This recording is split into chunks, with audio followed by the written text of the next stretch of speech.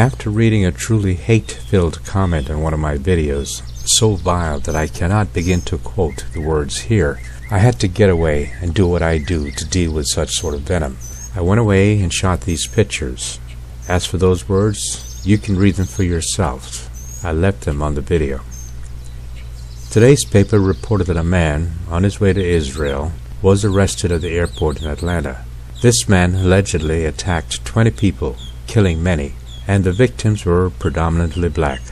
The attacks took place in Michigan, Ohio, and Virginia.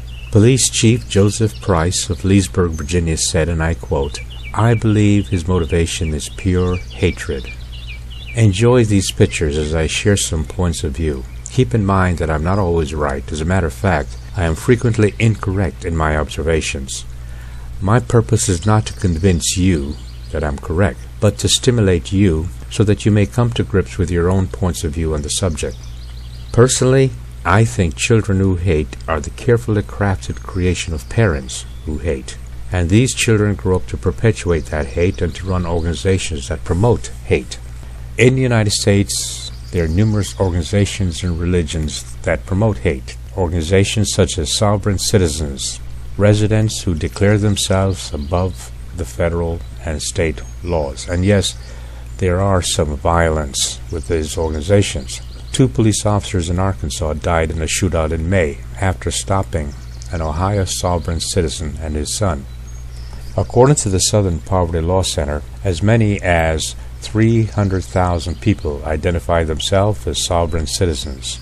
Hate group monitors say their numbers have increased thanks to the recession, the foreclosure crisis, the growth of the internet, and of course the election of Barack Obama in 2008. A black man being president is simply not acceptable. And whether you drink tea or coffee, that hatred soon becomes political parties, and such parties need not be based on anything close to reality. Consider the straw man belief. At the heart of their belief system, the government creates a secret identity for each citizen at birth. A straw man. Ooh. And since common sense, reason, and logic are never factors in the creation of such belief systems, one need only to find people who do not think for themselves, and there you have followers. Are you old enough to remember the white citizens' councils? It certainly has evolved since the 40s and 50s. It's far more sophisticated and effective now. And of course, there has been name change. Many name change. Racism is an awful thing, but it is at the heart of far too many of our growing and popular organizations. Who knew that electing a black man in the United States would grow so many groups? Over 900 such groups now. Racism is not good for you. According to an article by the psychologist Elizabeth Page Gould, and I quote, "When we think about the victims of racism, we typically think of the immediate targets of racial prejudice, those who have suffered at the hand of discrimination and oppression. But new research has identified another, unlikely group of victims, the racists themselves.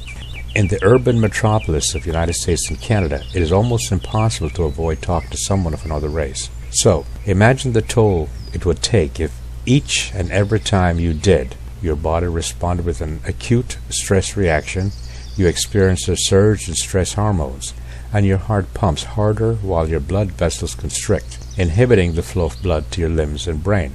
End quote. So, the solution is either to deal with racism once and for all, or create conclaves where the goal is to eliminate all races and groups that are offensive. According to today's news, which solution do you think we're pursuing? Obviously, this subject is far too complex to be dealt with here. I simply brought it up as food for thought. It is my way of not pushing the subject under the rug, so to speak. You'd be surprised of how much we can get done if only we would just talk to each other. Practice reason and logic over dogma and bullshit. Okay, exhale, breathe. On a lighter note, what have you learned during your lifetime that you wish you knew when you were a teenager? Please share your life lessons as comments at the bottom of this video. My friend Olson Rogers said, "I wish I'd known there was more than one way to get to New York." Letha Shippey said, I was a very angry teenager with a terrible temper. It was my belief that retaliation was strength, as opposed to being silent, which was weakness. My whole world was all about doom and gloom. The word forgive was just another word used very loosely around me, but was never really explained. It wasn't until I was in my 30s that I learned the true meaning of forgiveness. Now I use meditation, silence, to help me to forgive, which of course has made me a better person. Had I known this as a teenager, life would have been much better for me. But as the saying goes, better late than never. Clyde Lehman, he said, what he has learned is, quote, not to worry and never be afraid to fail. Webster Clark, he said, and I quote, he has learned to be more fearless in making the right decisions.